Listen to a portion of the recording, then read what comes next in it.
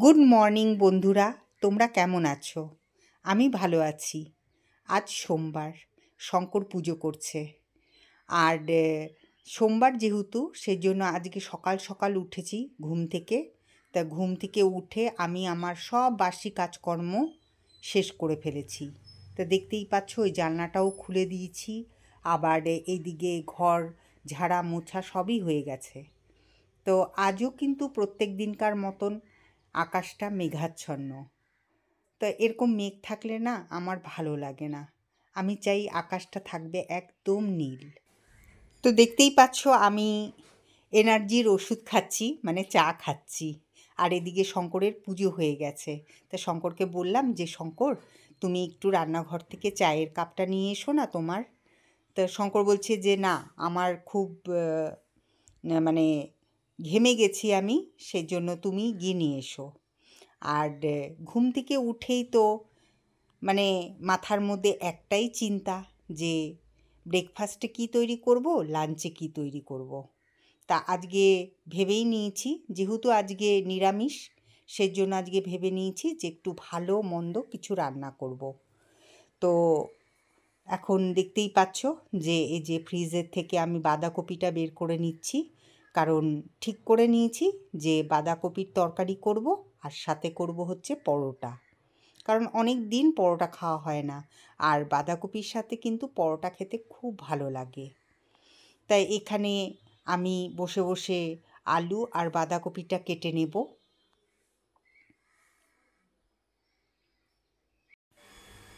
তো এখানে দেখতে পাচ্ছ কত কালো কালো পিঁপড়ে, কোথার থেকে যে এলো কে জানে। এই দেখতে পাই পিঁপড়ে এখানে, আবার দেখি কিছুক্ষণ বাদে পিঁপড়ে থাকে না, কোথায় যে চলে যায়।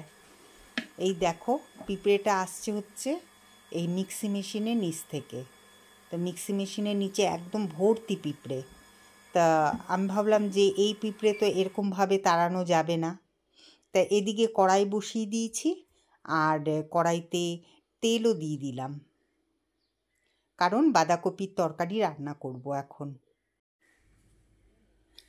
কিছুক্ষণ আগেই তোমরা দেখতে পেলে যে এখানে কত পিঁপড়ে ছিল। তা এখন দেখো এখানে একটাও পিঁপড়ে নেই। কিন্তু আমি কিন্তু কিছু করিনি, কিন্তু পিঁপড়েগুলো যে কোথায় ভ্যানিশ হয়ে গেল কে জানে। দেখো মিক্সি মেশিনের নিচেও কিন্তু কোনো পিঁপড়ে নেই, জানি না কি জাদু হয়। তাই এদিকে তেলটা গরমও হয়ে গেছে, আর আমি বাঁধাকপির জন্য ফোড়নে দিয়ে দিলাম হচ্ছে জিরে। আর এদিকে তো বাঁধাকপি আলু দুটোই কাটা হয়ে গেছে, কড়াইতে ছেড়ে দিলাম।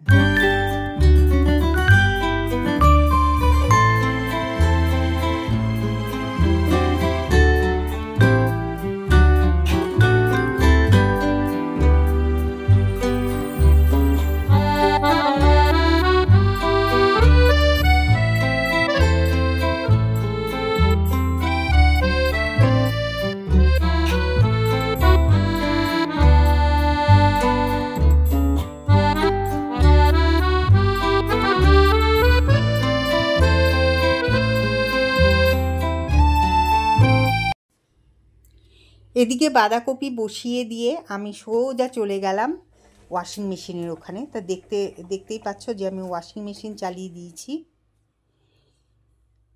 আর এদিকে বাঁধাকপির মধ্যে টমেটো দিয়ে দিয়েছি। টমেটো দিয়ে তো বাঁধাকপি খেতে খুব ভালো লাগে। দেখো এমনি কিন্তু আর আমি কোনো মশলা দিইনি, একদম সিম্পল করেছিলাম। তো খুব ভালো হয়েছিল খেতে, কারণ ভয়েসটা যেহেতু আমি পরে দিচ্ছি আর খেয়েছি তো আমি আগেই, তা সেই জন্যই তোমাদেরকে আমি বলতে পারলাম। আর এদিকে আমি পরোটা বেলে নিচ্ছি। তা আমি কিন্তু আটা দিয়েই কিন্তু পরোটাটা বানাবো, কারণ আমি ময়দাটা ইউজ করি না। আমি খুব কম ময়দা খাই। হ্যাঁ, তবে লুচি তৈরি করলে পরে আমি কিন্তু ময়দা দিয়েই করি, কারণ আমার আটা দিয়ে লুচি খেতে ভালো লাগে না। আমি দেখেছি, আমি জানি না এটা, যে আটা দিয়ে যখনই আমি লুচি করেছি দেখছি যে মানে অয়েলটা বেশি লাগে, আর লুচির মধ্যে না অয়েলটা খুব দেখা যায়। তো সেই জন্য আমি কিন্তু ময়দা দিয়েই করি লুচিটা। তবে হ্যাঁ, আমি আটা দিয়ে পরোটা তৈরি করি।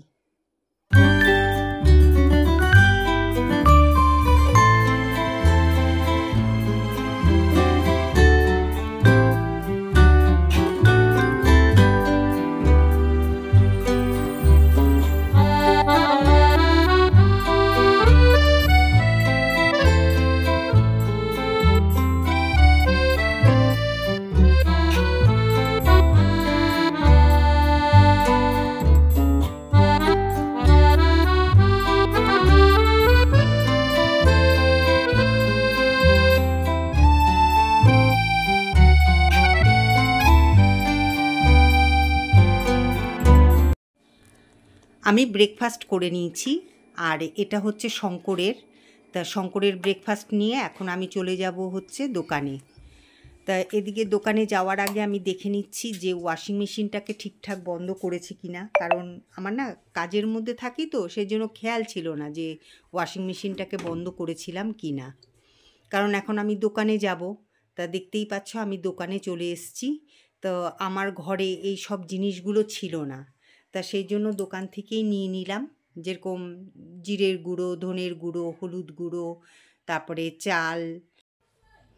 বাড়িতে এসে আর এক মুহূর্ত সময় নষ্ট না করে তা দেখতেই পাচ্ছ যে মশলাদানিতে সব মশলাগুলো এখন আমি ঢেলে রাখবো এক এক করে। আর তাছাড়া না মশলাদানিটার মধ্যে না মশলা পড়ে পড়ে একদম মানে নোংরা হয়ে গেছে, তো আমি ভাবলাম যে না একটুখানি মুছে, ভালো করে মুছে তারপরে আমি মশলাগুলো সব ঢেলে রাখি।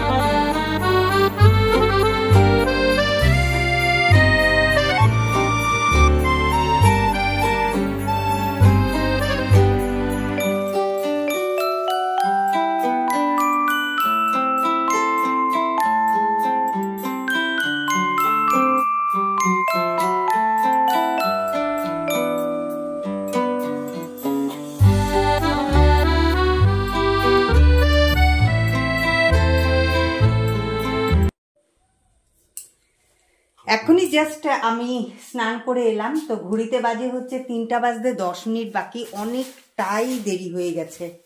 তা এখন আমি আর শঙ্কর দুজনে মিলে এখন লাঞ্চ করব। তো লাঞ্চে আজকে কি করলাম তো চলো তোমাদেরকে দেখিয়ে দিই একবার। আজকে লাঞ্চে করেছি হচ্ছে টমেটোর চাটনি, যেহেতু আজকে সোমবার তোমরা ভালো মতনই জানো যে আজকে ভেজ খাই আমরা। আর এখানে আছে হচ্ছে আলুর দম। আর চলো রান্নাঘরে যাই, তা চলো তোমাদের দেখাই এখানে কি আছে। তাই কড়াইতে আছে হচ্ছে জিরা রাইস। তা আজকের আমাদের লাঞ্চ এটা দিয়েই হবে। তা কি করব এটাই ভাবছিলাম, তো হঠাৎ করে মনে হলো যে না, আমরা সোমবার দিন করে তো সেদ্ধ ভাতই খেয়ে নিই, কারণ অন্য কিছু খাই না।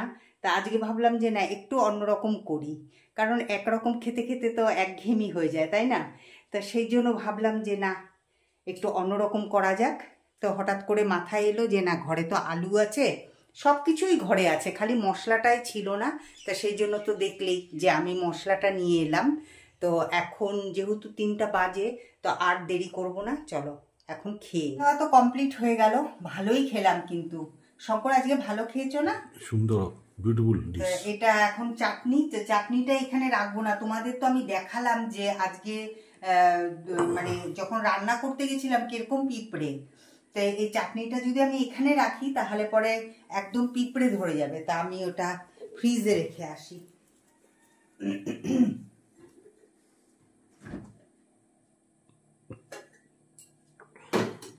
শঙ্কর ফ্রিজে একটা মিষ্টি আছে। ওরে বাবা, মিষ্টির তো মানে পোয়া বড় এতদিন ধরে বেঁচে আছে।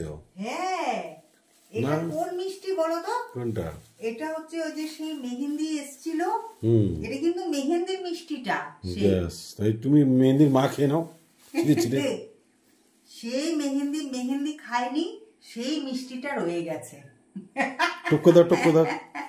বাবা ওর তো না মিষ্টি খাবো না, অল্প খাও। না না আমি খাবো না, আমি এমন কিচ্ছু খাবো না। মিষ্টির মানে অনেক কপাল ভালো যে এতদিন ধরে ফ্রিজে ছিল। এমনি তো মিষ্টির জানটা ফ্রিজে একদম ফ্রিজিং হয়ে গেছে। ঠান্ডা হয়ে গেছে একদম। ওই মিষ্টির টেস্ট আছে না? এটা এনেছিল তুমি একদম গরম, হ্যাঁ, আর সেটা হয়ে গেছে এখন ঠান্ডা।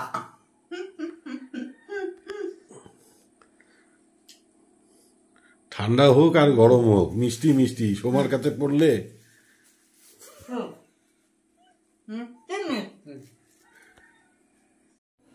অনেকক্ষণ বাদে তোমাদের সামনে এলাম। এখন ঘড়িতে বাজে 7টা বাজতে 10 মিনিট বাকি। তো এতক্ষণ ধরে এডিটিং করছিলাম, আর এডিটিং করতে করতে না আজকে হাঁপিয়ে গেছি। এত বড় হয়েছে আজকে যে মানে এডিট করে আমি সারতেই পারছিলাম না একদম। তা যাই হোক, এডিট করতে করতে একদম সন্ধে হয়ে গেছে, আর আমি টেরও পাইনি।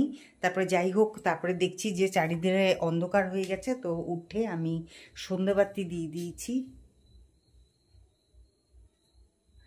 ধূপধুনা দেখিয়ে দিয়েছি ঘরে। আর এইদিকে জামা কাপড়গুলো উঠিয়ে এখানে রেখেছি, কারণ জামা কাপড়গুলো না ঠিক মতন শুকায়নি। তা সেরকমভাবে তো রোদ ওঠেনি, তা সেই জন্য জামা কাপড়গুলোও শুকায়নি, তো ওখানে রেখে দিয়েছি। আবার কালকে নিয়ে গিয়ে আবার সব রোদে দিয়ে দিব, যদি রোদ ওঠে, না হলে পরে বাইরে এমনিই মেলে দেব। তা এখন আমি যাব হচ্ছে দোকানে, কারণ কালকে যেহেতু বিশ্বকর্মা পুজো, তো সেই জন্য আমাদের গাড়ি তো পুজো হবে। তা সেই জন্য শঙ্কর যাবে হচ্ছে দশকর্মা ভাণ্ডারে, তা সেই জন্য আমাকে এখন দোকানে যেতে হবে। তা আপলোডে বসিয়েছি, তো এটা কমপ্লিট করে তবেই যাব দোকানে। এখন রাত্রি 9:15 বাজে, তা এখনও আমরা দোকানেই আছি। তো জাস্ট এক্ষুনি মানে শঙ্কর এই দিকের পার্কটা বন্ধ করলো, তো এখন দোকান বন্ধ হয়ে যাবে। আর এই যে আমাদের পঙ্খিরাজ, এটা করে আমরা এখন বাড়ি যাব। আর দেখো চারপাশটা দেখো কিরকম মনে হচ্ছে, জানি কত রাত্রি হয়ে গেছে একদম। কি এটা? ও, কত রাত্রি হয়ে গেছে জানি মনে হচ্ছে। এই দেখো নিঝুম নিস্তব্ধ। তা এখন আমি আর শঙ্কর দুজনে মিলে ওই পেছন রাস্তা দিয়ে ঘুরে যাব। তা আজকের ব্লগিংটা এখানেই শেষ করছি। তা কীরকম লাগলো অবশ্যই কমেন্ট করে জানিও। যদি ভালো লেগে থাকে তাহলে পরে লাইক শেয়ার সাবস্ক্রাইব করে দিও।